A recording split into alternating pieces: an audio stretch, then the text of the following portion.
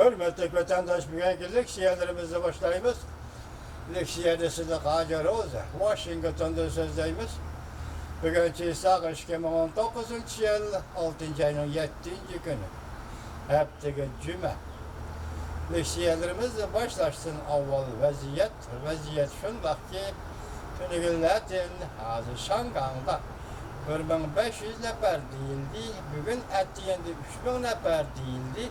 Konuşurasla koçuğa çıkıp namayiş kıldı. Bundan biz Gobin günün etkan sözlerinin rastlığı yetkilemde kandak dedik. Gençi.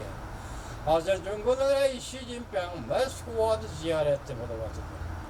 Rusya Prezidenti Vladimir Putin bilen Cumhurbaşkanı Xi Jinping birleşme bayanat ilan kıldı. Nime terakkiyat, stratejilik hemkarlık, bütçemiz degan mazmunda shunda bayanat ilan kıldı. Biz bugün sizlarga shunaqa munosabatlik she'rlarni so'zlaymiz.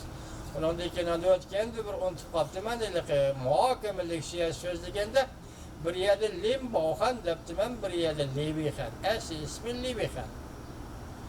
Libixan deb tushunsangiz bo'ladi. Ondan keyin so'z davetib orliqda keyingi vaqtda so'z davetib yana o'tgan yili 2019-yili debdiman. Shunday so'zlar eg'izdan chiqib ketib qoladi ekan vatandosh. Beni afo qiling va meni kechiring, shundaqla yordamlashib, to'g'ri tuzitib anglashinglarni umid qilaman.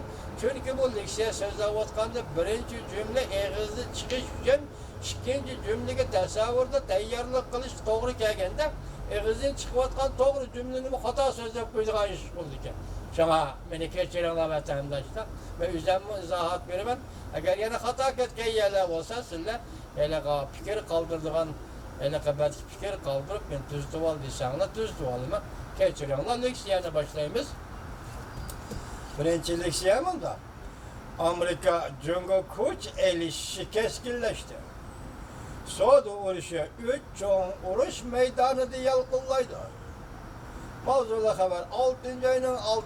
günü Zobi torbiti ilan kılındı. Haber mındak başta. Jungo soda uruşuna alakadar ahtaş kitap ilan kılgandan keyin Amerika bu kitabı qaytarma zarba berdi. Xabarda mundaq ko'rsatildi. Bu bir meydan jamoat pishkari urushidan keyin Jungo Amerika kelgusida 3 maydonda davomli soda urushi qiladi. Shangang iqtisod gazeti 6. ayının 6. günü xabar qilib mundaq ko'rsatdi. Jungo oq toshli kitob e'lon qilgandan keyin Amerika qaytarma zarba berdi. Amerika Jungo savdo suhbati allaqachon buzildi. Endi savdo urushi jumladan tamojda beji sohasi, embargo qilish sohasi, shundaqla pul muomala sohasida avj oladi yoki davomlashadi. Tamojda beji jihatda Amerika avval Jungo qayta suhbat quramiz deganligi uchun, pushaymon qilganligi uchun Jungoning tovarlari 200 milliard dollarlik yuqori o'simga yuqori normada bash qo'yish 25%dan bash qo'yishga. Bundan keyin yana Jungodan import qilingan 200 milliard dollarlik tovar mallarga yuqori normada bash qo'yishga tayyorlik qilyapti. Tamojda bejati Amerika kechiringlar. Embargo qilish jihatini esa xabarda mundaq hisoblandi. Embargo qilish allaqachon boshlandi Amerikaning siyosati. Kelgusida texmi avj oladi. Bu balki kelgusi bir mezgil asosli savdo urushi maydoni bo'lib qoladi. Masalan, embargo qilish. 5. ayning 15. kuni Amerika Qo'shma Shtatlarining prezidenti Trump ma'muriy buyruq imzo qo'yib, Huawei shirkati uskunalarining Amerikada bozorda sotilishini chekladi. Shundaqla Huawei shirkatiga munosabatlik 68 yurishlik shirkatlar bilan Amerika shirkatlarining bordi-keldi qilishini chekladi. Qora tizimga kirgizdi.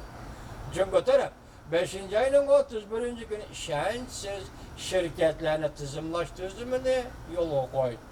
Jungoning shirkatlari va normal manfaatiga, Jungo shirkatlariga ve normal menfaatiga ziyon soladigan chet el şirketlari ve shaxsiylarni ishonchsiz shirkatlar qatoriga kirgizmoqchi bo'ldi.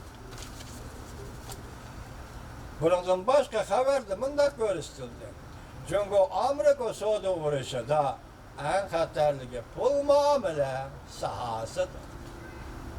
Eng xatarligi pul muomala sohasidir. Gerçi Jungo uzun müddetli savdo urushiga tayyorlik qilyapti deyilsin. Lekin Jungo yanada pasif holatda turibdi. Asosligi Prezident Trump kelar qatimda nima ish qildi? Shunga qarash kerak. Xabarda Jungo Palla Akademiyasidan Yoyungning so'zlaridan naql keltirib, bunda ko'rsatdi. Amerika agar pul muomala sohasida urush qiladigan bo'lsa, avval privat sohasida urush qiladi. Arkadan pul muomala sohasida embargo qiladi. En oxirida Jungoning chet ellardagi pul puchak hisobotlarining hammasini to'g'ritadi. Jumladan Jungoning privat hisobini to'g'ritadi. Ahvol taraqqiy qilib, mush yerga yetganda deydi Yoyung. Vaziyatni tizginlaydigan bir kishi o'ttirga chiqmaydi. Bütün yer şari iqtisadi bir meydan, opet içi kirkil. Hatta vaziyat, ameli, urush qilish, gerbekiga yetib kelishi mumkin.